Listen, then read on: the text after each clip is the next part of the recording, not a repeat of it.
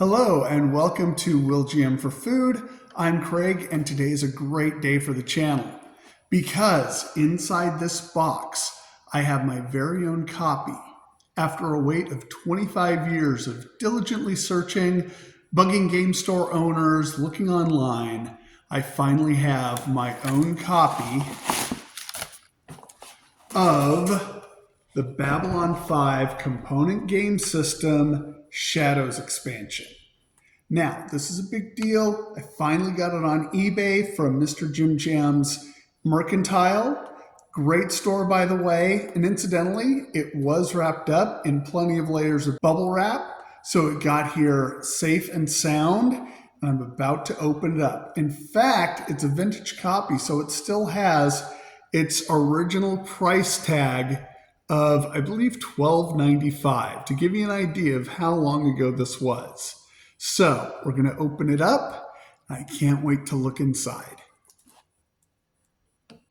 Now, before we get into the contents of the box, I want to talk a little bit about the component game system itself. So the Babylon 5 component game system, or CGS, was created by the same company that created Galactic Empires, one of the first generation collectible card games. And originally this was supposed to be the Galactic Empires board game.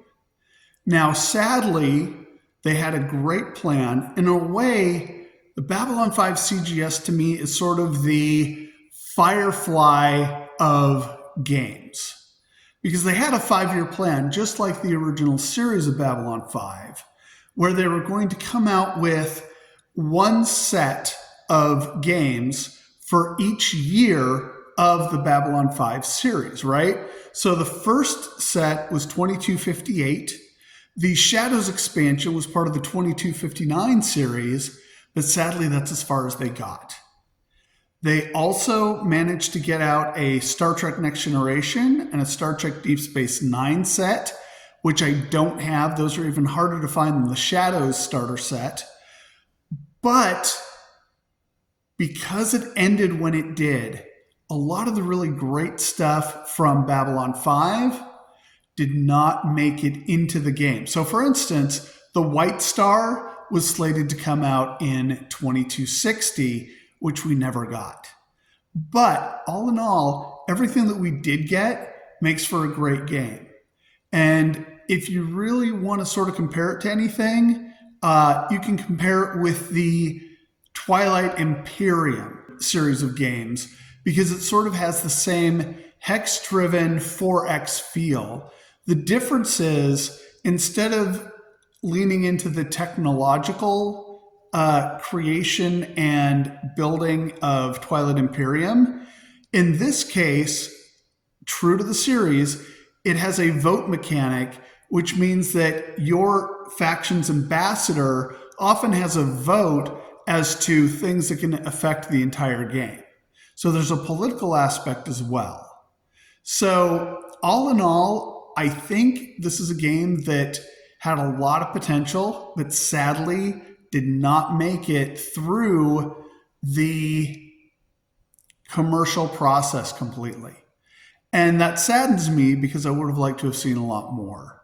So if you were involved at all in the creation of the component game system, I would love to talk to you, get the behind the scenes story of the creation and maybe how things ended. I would love to hear it. All right, so let's open this up. It's fairly old, so I'll try and be gentle with it. And what I'm expecting is a rule book, a sheet or two of counters, and a plastic tray and some dice. So what we have is the 1.1 version of the rule book. So there's a little bit of damage up at the top, but I'm not worried because I already have an archive copy. And this is actually an earlier version of the rule book. I'm playing with version 1.2, so this doesn't bother me. And it looks like, oh, that's another aspect. Another element that we needed was the Empire control sheet. This basically gives all the information that you need in order to play the Shadows. So this is very important. So this makes the Shadows, for me, a completely playable faction. So we'll take a look at the sheets a little bit later. I want to take a look at my dice. So we have a Babylon 5 die. We have the Shadow Defense die. And then we have a regular D6. We also have a set of cards, which unfortunately have gotten a little bit bent, as you'll see. But again, it's been on the shelf for a long time, a little bit of pressure between a couple of books. They'll be right as rain, and I'll add them to my collection with no problem. Okay, so here are the token sheets, and we'll take a look at what we have. So you'll notice that the large hexagonal pieces correspond with the system pieces in Twilight Imperium. So it's sort of a very similar feel in terms of how the board is laid out. And you'll notice that over here we have Jahadum, which is the Shadow Homeworld. It would have been nice to have two versions, the Sleeping and Awakened Jahadum, but still, I'm very happy to have this game and this expansion, so I'm not going to complain. And I think at this point, there's not really anybody to complain to, unfortunately. You have the Jahadum Shadow system. Then you have 4 other systems that do some interesting things.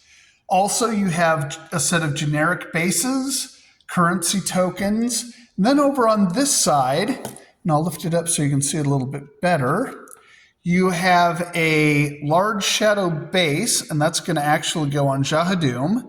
You have shadow scouts, shadow battle cruisers, and squadrons. One of the tricky things about the Shadows is you don't necessarily want to play this faction too much in a 2-player game. Your best use of it is in a multiplayer game where you get to start playing with shadow influence. And that is where you basically tell your opponents, what do you want? And depending on the answer to that question and other factors, you can actually start seeding your forces underneath an opponent's base, which makes things very interesting in terms of playing it as a faction. So I'm really excited about how this is going to play, and I'm excited to see how it works in the game. Finally, we have the cards. So we have some crew. We also have some events and abilities. So I'm not going to worry too much about the generic cards, but I do want to emphasize that we do have characters such as Morden. He is actually the faction ambassador. There's also a Mr. Morden that came with the 2258 set, which is an other version to use with this faction.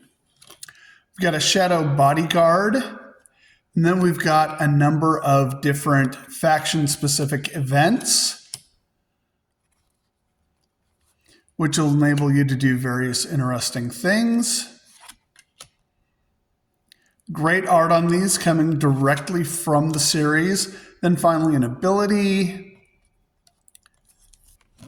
Wow. Looking at this through a camera definitely messes with your depth perception. And then we have more events. And then finally, a vote card. So if you already have a collection, it gives you a number of different things you can do, different options to play with. So all in all, a great addition to the set. All right, so here are my final thoughts. I am very, very happy with this purchase. I am glad that I was able to finally complete my set. And again, I have regrets about the fact that the game didn't go further, but there are a lot of copies available, especially of the core factions, Earth, Centauri, Minbari, and the Narn. to play with. So if you still want to get into the system, it's still very possible to do it.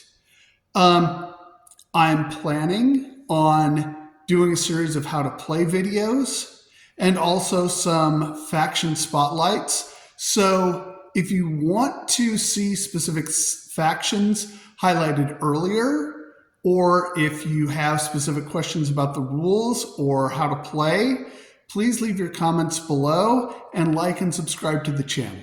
It'll mean a lot to me. And I'll talk to y'all later.